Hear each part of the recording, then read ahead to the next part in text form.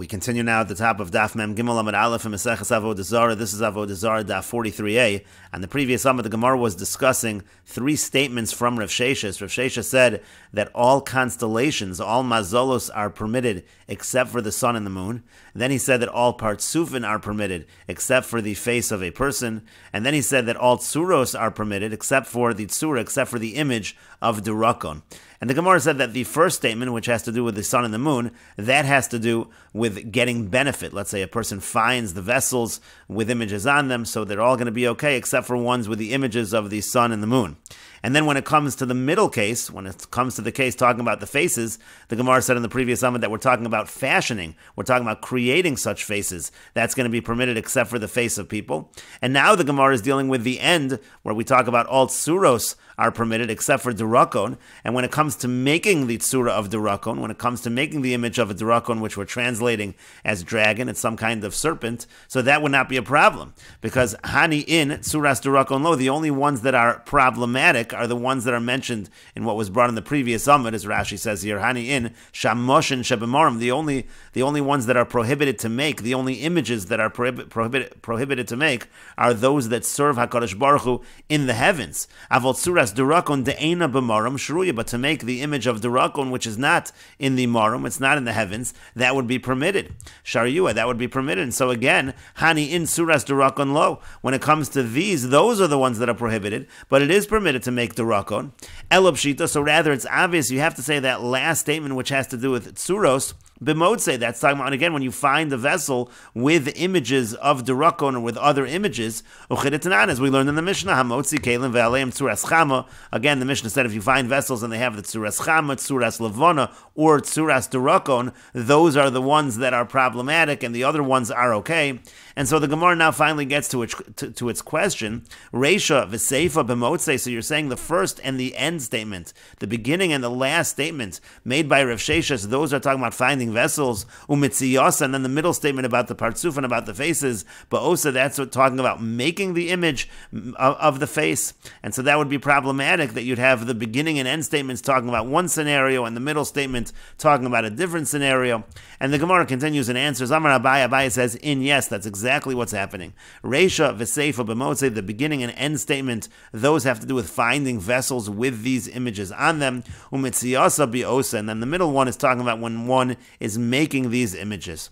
And the Gemara continues with another answer. Rava Amar, Rava says, Kula b'motze, all of the statements of Rav Sheshes really are talking about finding a vessel with these images on it. And the question is, what does it mean then that all faces are permitted except for the face of a person? Umitziyasa Rabbi Yehuda, and that middle statement about faces, that is actually following Rabbi Yehuda, who says that it is asur. It is forbidden to get benefit from vessels with an image of a face, as follows. Titania, as we learned in a Brayso, Rabbi Yehuda Mosif af demus meinika v'sar office. Rabbi Yehuda adds, even if you find a vessel with the image of a nursing woman or the image of sar office, and Rashi here explains, meinika isha meinika ben, that would be the image of a woman nursing a son, and sar office, so the word sar, says Rashi, shasar v'nasa sar. The Bach means shenas sar. The word sar is referring to a sar with a sin. It's referring to a leader. We'll see what that means in a moment. But those two images, actually, if you find those on vessels, they are forbidden. And the Gemara continues and explains, Meinika, when we're talking about a nursing woman, al shem Chava, that's a reference to Chava, Shemeinika kala olam kulo, that she nursed, so to speak, the entire world. And sar office, when we talk about the image of a leader, al shem Yosef, we're referring specifically to Yosef. Shasar, again, that he became a leader, umef, as kol olam kulo, and he appeased the entire world when he provided sustenance to the entire world. And the Gemara continues and notes, v'huda nakit griva v'kachayil, when we say that if you find a vessel with an image of sar office, that it's forbidden. So that's talking specifically when that image, the person is holding a dry measure and measuring, again, that it's a reference to Yosef. V'hida nakta ben v'kameinika, and when you find a vessel with an image of a nursing woman, it specifically has to be that the woman is holding a son and actually nursing. And Rashi explains Vehefis es kala olam, again talking about Yosef appeasing the entire world. Bishnei Ravon, we're talking about in the years of famine. Vehefis kamo vehefis daito. The word vehefis means appease, like when it's used by vehefis daito. Alma parts of Adam, Rabbi Yehuda aser. So in other words, the point is, again, we see that according to Rabbi Yehuda, you find a vessel with parts of Adam, it will be forbidden. Vehuda nakat griva v'kachayil. Again, the image has to be where he's holding a dry measure and measuring. Then aser al shem Yosef. Again, then it's forbidden because of the reference to Yosef.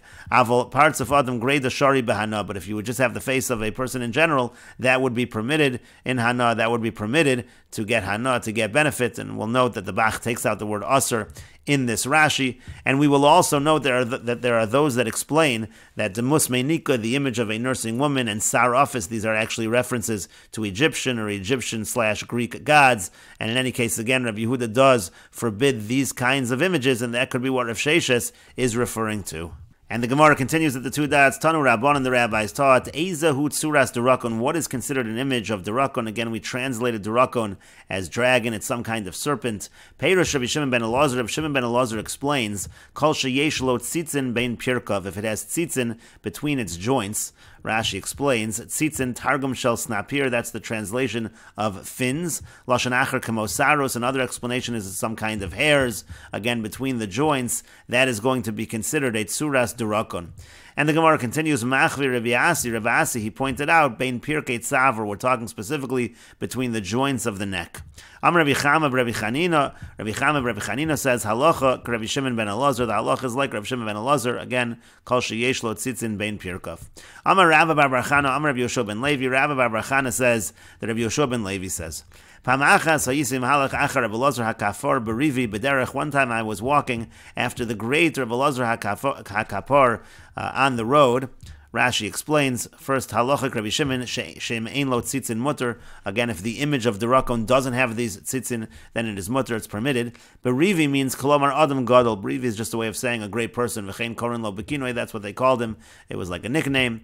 In any case, one time I was walking after Rabbi Elazar HaKafor baderech on the road, umotza sham tabas, and he found over there a ring, violet suras durakon, and upon it was the image of durakon. Rashi explains, Matzah Tabas, he found a ring, Velo Higbiya, he didn't lift it up, At Shebatla Ovid Kochavim, until he would have an idolater, be Mevatel it, nullify it from being an Avoda Zara. Again, it had Violet, had upon it Suras Durakon, the image of Durakon.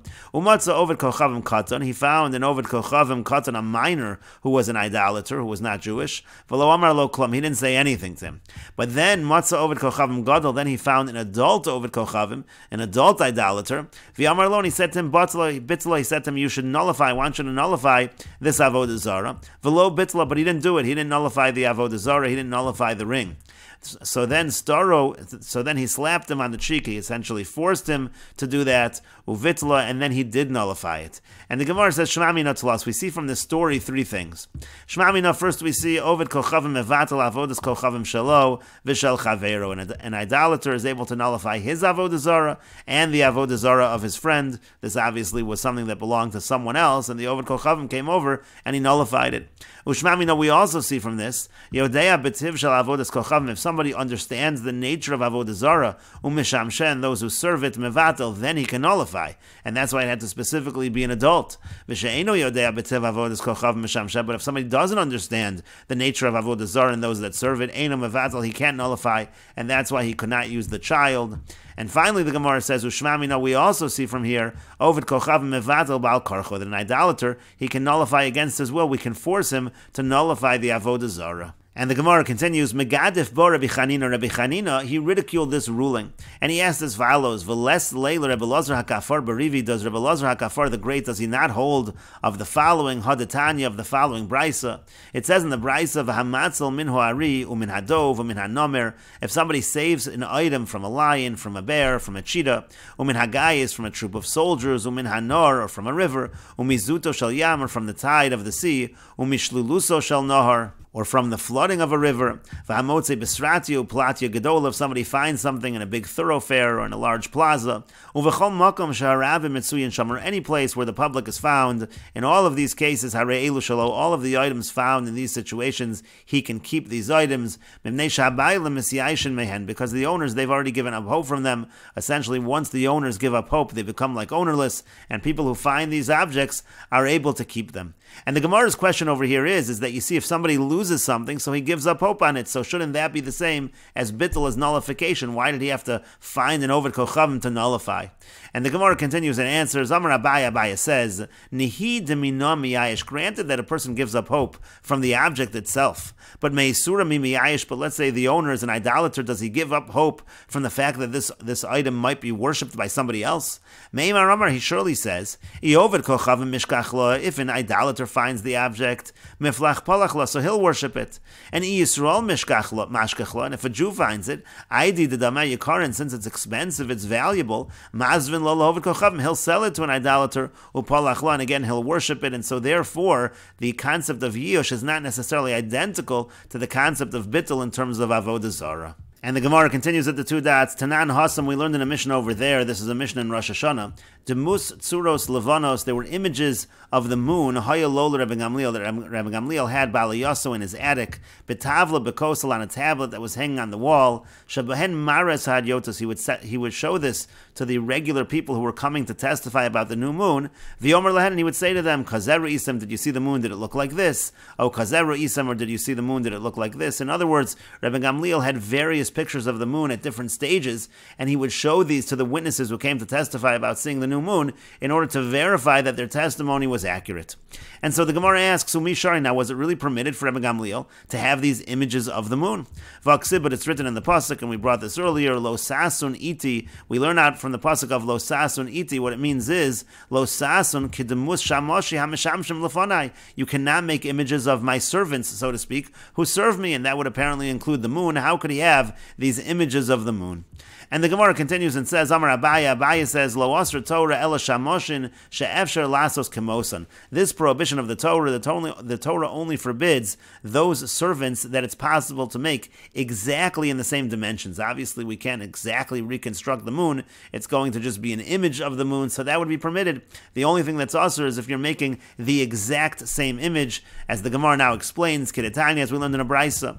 Lo Yasa Adam Bayis Tavnes Heichel. A person can't make a house exactly in the same way as the Heichel of the Beis HaMikdash. And Achsadra Tavnes Ulam, he can't make a portico exactly the same as the Ulam, as the entrance hall of the Beis HaMikdash. Chotzer Tavnes Azara, he can't make a courtyard like the Azara, like the courtyard of the Beis HaMikdash. Shulchan Tavnes Shulchan, he can't make a table like the Shulchan of the Beis HaMikdash. And Menorah Tavnes Menorah, he can't make a menorah that's the same as the menorah of the Beis HaMikdash. And the Brisa continues, Aval hu osa shel hey v'shel vav, he can make it, let's say it has 5 or 6, a menorah with 5 or 6 areas for the candles, v'shel ches, he can make it 8. He just can't make it 7, which is what was in the Beis HaMikdash. V'shel zayin lo yasa, he can't make it a candelabra of 7, because again, that's going to be a problem. That's exactly like it was in the Beis HaMikdash. And it says in the Brisa, afilu shel sharmin imatches, now it could even be of other kinds of metal. It doesn't have to be made of gold like it was in the Beis HaMikdash. Even other kinds of metal would be problematic, because those would be in theory permitted. If you had a menorah in the Beis HaMikdash made of other kinds of metal, that would be permitted. Rav Yossi Bar Yehuda says, Af shel eitz lo yasi, you shouldn't even make a menorah of wood, kederach she'asu beis Chashmonai, because the Chashmonaim actually, they made it out of wood. Amru lo, they said to him, the Chachamim said to Rabbi Yossi Bar Yehuda, Misham Raya, you're bringing a proof from there, from the Chashmonaim. It's not actually true. It wasn't made out of wood. Shafud and Shal Barzel Hayu was actually made out of spits of iron, V'chofin Bevatz, and then they covered it over with tin. Hashiru, and then when they became more wealthy, Asam Shal Kesef, then they made it out of silver. And Chazru Veshiru, when they again became more wealthy, Asam Shal Zav, they made it out of gold. In any case, the point over here is that's all that's prohibited, but the images of the moon would be permitted. But the Gemara still asks, V'shamoshin she'i efshar lasos kemosan mishari, is it really permitted to make those who serve HaKadosh Baruch Hu Is that really permitted to make those? Again, let's say it's not, you can't make the exact to scale image that's permitted. But we learned in a brayso, lo sasun iti. Again, it says you can't make. Lo sasun kedmus shamoshai hamishamshim lefanai b'morom. In this version, it says those that serve me b'morom in the heavens, clearly a reference to something like the moon. And so therefore it would seem that even the moon, that even though you can't obviously make it exactly to scale, it would be problematic. And the Gemara says, Amar Abaya says, and we will continue with this discussion in the next video on Daf Mem Gimel Amud Beis.